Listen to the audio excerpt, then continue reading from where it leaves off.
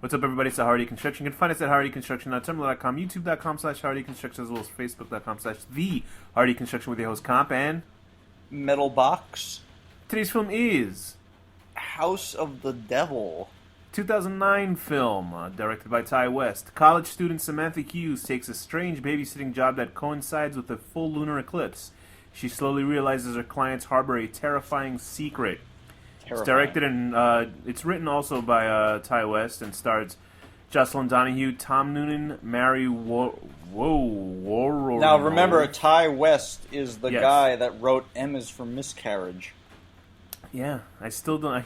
I feel like we've worked backwards, like with his film. I think this is this his first film? Really? Well, what like was Innkeepers or whatever was the first one we saw which that was first, after. but yeah, I think that was like the second film after this one. He also did You're Next, which is a. Oh no, he great- did a couple of movies before this anyway. He did Triggerman, The Roost. Oh, actually, he acted The in You're Wicked, Next. right. He didn't direct it or write it. Okay. Okay, yeah, you can tell that group of people work together a lot, especially one of the leads in this one, who was AJ Bowen, I think was. Oh, he was in You're Next. You're Next, yeah. And He was also in bad guy. He was also in that movie about the Jonestown Massacre. I keep forgetting the name of the. Oh, Sacrament. Sacrament, right? Yeah. Those group of people, I guess they really care about each other, so that's good for them. He was also really good in The Signal. That's another movie you guys should check out. Good for those lovely people. Yeah, so those are people making it in the business, and the jizz biz, as they say. So The House of the Devil. Did you pick this film? Yeah, you picked this one, right? Why? I did pick this because a mutual friend of ours had mentioned it to me a couple of years ago, and I never actually watched it, so I wanted to watch it. I heard about this film a long time ago, so I think from the same friend. And I always kind of admired the retro look of the poster. I never knew what the movie was about, really. I kind of never really saw the trailers. Well, I wanted to see it. Originally, it was recommended to me for the look of it, because it was like, to get inspiration. But it certainly is. Yeah. It certainly is a vibe and a look of a 70s. More of a 70s look than an 80s film, although I didn't the movie see any takes place- nipple hair, and I didn't see any giant bush. Is that kind So I of don't prevalent in 70s film, nipple hair? Well, guys opening their okay. shirt, and you see I their would hope nipples, so. yeah. But anyway, yeah, it is leaning towards 70s, not sort of exploitation, not exploitation. Exploitation leans more towards like sex and nudity and stuff like that. This is more like the 70s cult, like scary kind of horror film. Was there a boob in this movie? Did we see a single boob? Not at all, unless you call the pizza guy on the phone as a boob. Anyway, I would dare say this is probably not his best film, but I would say agree. I would Better say than Miscarriage. I would say yes. Let's not even bring that up. If anybody doesn't know what we're talking about, M is for Miscarriage is a short that Ty West made for ABCs of Death. I believe it was the first one. The first one. It was the first and one. it was easily one of It the is worst the things worst. I've ever seen in my life. It's almost like insulting that they put it on there. Apparently, they gave each director $5,000 to make short films, and They should have had like a clause in the contract though that they could turn one down if it's like truly terrible.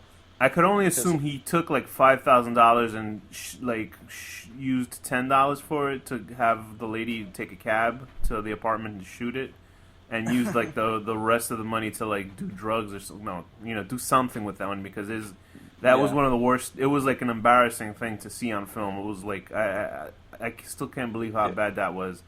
And for Miscarriage, but I think for the most part we've seen a lot of Ty West films. He is a talented guy, but it's either hit or miss. I think. Well, this one reminded me of, and I'm glad Innkeepers came after because it is like a precursor to the thing that I felt was wrong with Innkeepers, but much worse and more exaggerated. All right, we'll get to it. So we did see. Okay. I liked his. I hated the thing in ABCs of Death that he did. That was terrible. Sacrament, I didn't like too much. VHS, I did like his segment, which was the killer lesbians. They killed a guy in the honeymoon. Oh yeah. Although I couldn't see, it was kind of annoying. It was kind of like anger inducing, that one. I get, and that's it. Yeah, and House of the Devil. He did a couple other films, but House of the Devil, I think technically it's his best film, like visually. Visually, it's to me. great. Huh? visually it's awesome. Oh yeah, it's an amazing, beautiful film. It's not his best film, but I think it's the second most entertaining film. I like The Innkeepers more, but this film seems a little bit put together better visually than There's that like film. nothing. There's like literally nothing. This movie could be a half an hour. Yes, it really is. This is a movie that should have been 10 minutes, 15 minutes long. And There is a half an hour. There's an entire half an hour of someone just literally sitting in an in apartment. a living room Or in and a then house, I mean. dancing for like 5 minutes or something. Like, So it could be, whatever. So explain what happens in this film, Danny. A girl who needs money and is struggling in college and shit. And now I guess she's gonna get a new apartment or whatever. Yeah, she's desperate to move out she from needs money. her dorm room. Yeah, she her doesn't like her roommate. Her roommate, for the most part, just sleeps with, I guess, an annoying boyfriend and leaves the room in clutters, and it's disgusting. So she's looking to move into an apartment. I had no idea what this film was about. I thought it was maybe like a ghost, or a witch I had movie no or idea something, either. or demons and cults and stuff. And it does lead to cults, obviously, at the end. But I had absolutely no idea what the movie was about. And I thought that the apartment that she was going to move into was going to be haunted or something. Because, we had seen Rosemary's Baby, and there was that whole idea about it. Yeah, I thought it was going to be like that, but like a modern version. I guess it kind of is, but it's Right. like not nearly as good as Rosemary's Baby. No, Which is it's not. But I mean, good. it has a nice visual. They shot the movie with 16 millimeter. That's what Yeah, they were trying to go for say old enough. school. I can't say enough that visually the movie looks like it's from the fucking 70s. I mean, there's no question about it. Although I was trying to pinpoint when the movie was made.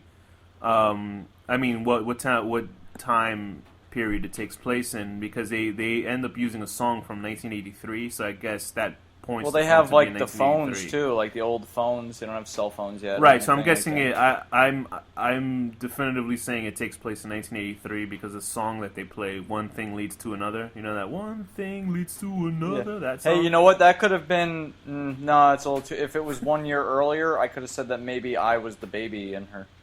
Because I was checking the. You saw how I just totally skipped that. But they had that the song from Big was played in when she played the piano, and I was like, "What? Isn't that the song from Big?" So then I was automatically what year was Big made? I was trying to figure because Well, I there's don't not think- much going on I in don't this think film. Big made that song. I think that song. No, existed right. It's a forever. song from 1938. So I was Yeah. like, okay, well, I guess they could use that song. Here's the deal with this film. So basically, it's just all visuals. This girl wants to move out of her apartment, so she's desperately looking for money. She needs to pay her first bill for the month for Monday, Yeah, and she it's a needs to put Wednesday. the month deposit down. On this day, there's going to be a solar eclipse. What ends up happening is that she gets she sees a flyer for babysitters, a babysitter wanted. She takes the babysitter gig, and the Red Dragon offers her a job. The Red Dragon. Did you ever see Manhunter? No, I haven't. Is Manhunter, the guy who. Are you talking who- Red Dragon like Hannibal Lecter? Hannibal Lecter, and yeah, shit? yeah. This guy, if you ever want to see a really, really good Silence of the Lambs Hannibal Lecter film, although in that one it stars Brian... I've seen Red Dragon, like the movie. No, with that's Edward garbage. Norton. It's Red Dragon. No, I wouldn't say it's garbage, but it's it's a real pale comparison version to the one that got released in the 80s. The first version of Hannibal Lecter on film starred Brian Cox. I don't know if you know who Brian Cox is. The most likely people don't. know him from X-Men 2. He was Stryker, the evil army guy, and he's in everything. He's in Super Troopers and everything. And he played Hannibal Lecter, and I think Hannibal Lecter had a southern accent in that one. It's funny because Brian Cox has an English accent. But Was anyway, Hannibal Lecter by him better than by what's his face? No, Anthony Hopkins. No, Okay. Anthony Hopkins is a good one, but to me, Mads Mikkelsen is the best Hannibal Lecter. But I watched the show, so to me, he makes it way more interesting. Yeah. Anyway, so in that version of the film, the actor who plays him, he's in this movie. Who the hell plays him in this movie? He's a guy who's in a lot of things. Oh Christ, Tom Noonan. He plays the Red Dragon guy in that film, and I think he's Okay, called he's Tooth Fairy. fucking tall. He's like 6.5 He feet is. tall. when he opens that door, I almost thought it was like fake because I didn't see his face. Yeah. You know, they don't show his face at the beginning, and he literally looks like he's 3 feet taller than the women that are there. Like He his probably shoulders, is. like, I mean, they're lurch. girls. They're probably like 5 Yeah, I guess feet he is tall or really something. tall. If you've ever seen it, I would automatically say if you want to look at a cool visual of the movie Manhunter, look up the song "Strong as I Am" because they made like a music video to it, and you just see him in it, and he's like this gigantic dude. And they parodied that film with South Park parodied it. You know the part when when he's serial wearing killer. Yeah, when he's got sock the over his head. slicker on. Yeah, no, he has a sock over his face, and he's showing Cartman like photos of like some fucking. Oh yeah, yeah. It's shit. like, do you see? Do you see? Yeah, well, that was from the Edward Norton version too. That was basically the Red Dragon. Not I Peter Hoffman. guess both those films lifted the off. guy that died. Both of those films lifted off from the novel, but Red Dragon basically scene by scene actually lifted off of Manhunter. So listen, we're talking about two different movies with this. This is how much nothing happens in House of the Devil. There's really nothing to say. Basically, a girl is desperate for money. She sees an advertisement to babysit. The guy's creepy. She goes to the house. He says, "Oh, actually, it's not for a baby. It's for my mom.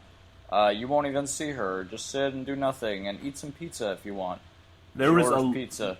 There is a large cluster of time where she's doing nothing, and it's like really, I mean, there's no point to it at all. Literally nothing. I mean, it's cool if they want to show that, but you can condense it. It doesn't need to be 15 minutes before she orders the pizza. It could be like 2 minutes. I only started I was like falling asleep watching this, and it's not to say that it's a bad movie, but I think it's bad in a sense that it's wasteful. They tried to make it into a feature film. That's what's bad. Like, it's not a feature film. And I think maybe it's film. for the fact that I guess some of the movies in the 70s did this, but hell, you and I have seen some 70s we just horror watched movies Rosemary's and they weren't this Baby, bad. and there was not a point that was where I was awesome bored. movie. That was good. I mean, those like I can't really think from the top of my head how many 70s horror movies we've seen. Like, but for I the most Spit part, on Your Grave is like it's pretty slow moving, but like not this slow moving. Yeah, this is because he's just Rabid, like all these movies. Yeah, I think for the most part he's just like padding time out to make it at an hour and like 36 minutes when you don't need to. I mean, this could have just been a regular short film, and I'm glad that it got the success that it did. Just for any artist to get any sort of success that it makes in their film, and they had a hell of a time with the production art of the film, and all the actors are good. Like there's no bad acting. The effects are good. Like everything's good. They ended up releasing the film on VHS, which was pretty cool. Like it's on a VHS old school tape, and the posters are fucking phenomenal looking. The girl who plays the lead, Jocelyn Donahue, she's really good and she's interesting and she's very pretty in the film. I actually like Megan, the friend. Yeah, because Megan's kind of a badass. She's sticking up for her friends. There's a scene where Megan was joking around saying, "Oh, you should take down every other ad asking for a babysitter so you have the job," and she does it for her friend, and then unfortunately she gets her fucking brains blown out by Tristan from You're Next. Yeah, by the son, who's playing a big scumbag in this film. I had no idea what it was because all this time I'm kind of glad I didn't know what was going on, but for a while I was kind of like, just get to it. Like, what the fuck is going on in this movie? Yeah, because I was like watching it, and then I was like, wait, there's like 20 minutes left. Like nothing's happened. What's happening? And then like it's like, okay, I really got to pay attention to the last 20 minutes because it's gonna be like the entire movie basically. There's only really two parts in this film where it wakes you up is when her friend gets murdered, gets shot in the face and her head basically explodes in the car, and you're like, whoa, I didn't expect that. I mean, to happen. part with the creepy interview, the job interview is that's right. interesting, but like, I mean, there is literally no exaggeration. There is 40 minutes of this movie that could be cut out, and it would still be the same exact movie. Yeah, because the last 20 minutes, which is basically the battle of her trying to get out of this house alive, finally, I mean, it shouldn't be that you're waiting for... It's almost like you're eating a really bland dinner, and then you get an amazing kind of dessert after it because you had to eat that bland dinner. It's like that fucking... That song, you can't have your pudding until you... Whatever the fuck... I'm butchering Pink a classic Floyd. rock song. Yeah, there you go. And, the last like 10-15 minutes of her trying to escape the place and kind of killing everybody, it's awesome, but holy shit, do you have to go through a lot. And it's not like it's insufferable, but myself, I was like falling asleep.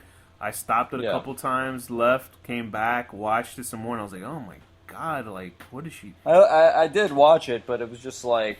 I was watching it for the sake of, oh, this looks really nice. I think if you... Yeah, I think if you can appreciate the look of a film, then you're fine with this, but... And the cover makes it look so much more exciting. Yeah, it looks way... I mean, the cover is a fucking house on fire. There's no house on fire in this movie. And her in semi-silhouette, and it's like a cool 70s retro poster. But, I mean, like... And you and I, we both can appreciate the look of a film, like, art-wise, and, you know, decorative styles and all that shit production-wise. Right. But, I mean, even this, like, I'm like, oh, man, it's really not worth... sitting an hour and a half. You have to come back and forth. No, it literally it could have been a 40-minute film, and it would have been perfectly acceptable and fast-paced and exciting, but still had like a creepy, slow build-up. Like it would have been fine. So maybe if you're looking at this film for it to be true to its genre and in its time frame, maybe they probably hit it out of the park. But I can't really say that I'm very knowledgeable of many types of these films where it's like, and this was my complaint with Innkeepers too, I remember, was that like, wow, there's like, 45 minutes of these two people having fun in a hotel, and it's like nice and everything, like you get to know their characters, but it's like nothing's really happening. It's just watching people who are entertaining themselves at work, which is fun. Yeah, I think that's where we differed, right? And then there's like the last like 10-15 minutes is like the girl dies and becomes like a ghost or some shit, like whatever it was, I forget exactly. And I think that's where you and I had differed with that film, because I actually enjoyed the characters in that. No, more. I enjoyed it too, but it wasn't like... Yeah, but I mean, I enjoyed it more than you did, because I understood what you meant by, you were like, oh, what the fuck's going on with this movie? And I was like, oh, it's more about the characters, that kind of lost sort of explanation. Yeah, but this is explanation. But there's no other... Like there's no one else for her to play off of in this film. It's just her walking around in a house. And I was watching this film, and I was like, you can hand the camera to anybody, and fucking shoot a movie like this, I guess, until certain sequences, like that really cool scene when she's knocking on, or she's, listening at the door trying to talk to a mother character who's not really there. And it shows these dead bodies on the floor. I was like, well, that was fucking cool. Why wasn't this, like, more into the movie earlier? You know what I mean? They don't even, like, expand on the dead bodies. They don't because, the movie is sold as a horror film, right? And there's no real horror until the friend gets shot, and then you got to wait 20 more minutes before anything else happens again. At least 20 minutes. Like even more, because then 20 minutes. Let's say the pizza guy comes, then like another 10 minutes before the pizza drug kicks in. Yeah, that's what I figured. I kind of like that they foreshadowed that, because the friend in the beginning didn't like. Was eating the shitty pizza. Yeah. Yeah, I don't care. I would eat pizza. I'm sure I've eaten some shitty... Actually, you know what? Maybe I'm a snob. You would overdose on the drug in the pizza. Oh, yeah. I'd be like, wow, this is great. I'd overdose on it so much that I would become immune to it at a single eating. It would just be like, oh, well, I ate a whole pie. But yeah, I like how they kind of reference it at the beginning. But, I mean... The one realistic thing about the plot, so basically there's like no plot, and then the plot that there's something unrealistic in it that bothered me. Which is that... they're gonna... so they're trying to, like, get a baby Satan or whatever in the world. Like, they're gonna wait until the last moment to find a babysitter? That's... Yeah, I was thinking about that. I was like, that's kind of ridiculous. There's only one solar eclipse, right? Like, you better fucking get on this. You're telling me they couldn't find one willing... But I guess their whole deal was that the it has to be unwilling virgin or... He had to choose her. I guess it had to be in a certain sort of, like... sure, but they could have lined this up like... They could have lined it up like a month and a half earlier. Like, we just need to make sure we have somebody on this day, blah, blah, blah. Like, they waited till the last moment to do it. Like, I guess he kind of explains it, that he put out some ads, but, like, you're trying to bring Satan into the world as a child. Be more aggressive about it. What are you doing? Show your worthiness to the company. Offering $100, offer like $1,000 then. What are you doing? Although I could understand it now, but I was still sort of like, didn't get how Samantha could tell that was her friend without her fucking face, but I guess she had been calling her. She had a blonde hair fringed around the hole in her head. Yeah. I think... this is where it kind of separates, I guess, us from somebody else who's sort of into this whole style of film. I think if they're looking for this retro feel, they're gonna get it from this movie because the movie looks great, and that's I think Yeah. the main selling point of the film. Plot story wise, it's really incredibly paper thin. No matter what anybody could tell you, it is incredibly paper thin. But Yeah, it is. if you we've seen enough horror movies that we kind of know what we're talking about it. yeah, I remember like, movie narcissistic. Blort said that we're experts. So Yeah, we're experts. anyway, but not to laugh at movie Blort, just we're laughing at No, ourselves it's just that funny everybody that can we're think about. stupid. Yeah. Anyway, but yeah, I think if this is the type of film where you can play at a bar and look away and drink, and then look back and the movie And still not miss hasn't anything. progressed. Yeah, I still thought it's not horrible. I think it's actually worth a watch if you want to see really somebody put If you're love like and a care. film student or something, this is a great movie. Like as far as like techniques and shit, I would imagine, right? Like just It's really obvious visual. that it's obvious that visually, at least, Ty West and the crew put a lot of love and care into the look of this film because there's really beautiful looking film shots, shots that I don't even think exist in his other and films. they made because there's no a lot money. They spent almost $1 million and they made $100,000 back. Yeah, but I think this got him a good foot in the door. So that's kind of how it goes. Usually, it's their money that they right. lose. They didn't lose the company's money. But there's a lot of like tracking shots and zoom-ins and close-ups that feel very retro, and that's a very cool-looking film. But like, it's a cool-looking film, but you're going to be sacrificing a lot of your mental powers to watch this movie because you have to have a lot of concentration to see a girl walking around a house, which they kind of took care of in fucking Home Alone, and they made it more interesting. Right. Anyway, with that, I think, yeah, man, we can't get any more than 23 minutes in this episode. So I'd give it a 6 out of 10. Eating horrible pizza. I really don't have the energy for this episode. What about you, Danny? All right, I'm gonna give it a 5 out of 10. You know, lighting someone's cigarette and then blowing their brains out with no Pretty good. warning. That's a good one. So how does Ty West rate for you as a director? Well, between this Sacrament, Everything that we've seen of his, we've seen his work in ABCs of Death, M is for Miscarriage, which is automatically negative. ABCs of 900 Death, I'm points. gonna just write off as a bad day for him. VHS, which was a second honeymoon, we saw Innkeepers, and we also saw this one. I could have sworn we saw something else, but I'm just probably thinking you're next. Yeah, Sacrament, right. What do you think? I'm gonna give him, as The a benefit of the director, doubt. I would watch another movie he makes Yeah. out of curiosity, but he's not my favorite director. All right, same here. So Or with that, writer. Danny, right. So with that, Danny, what's the final word? Black pants on my legs.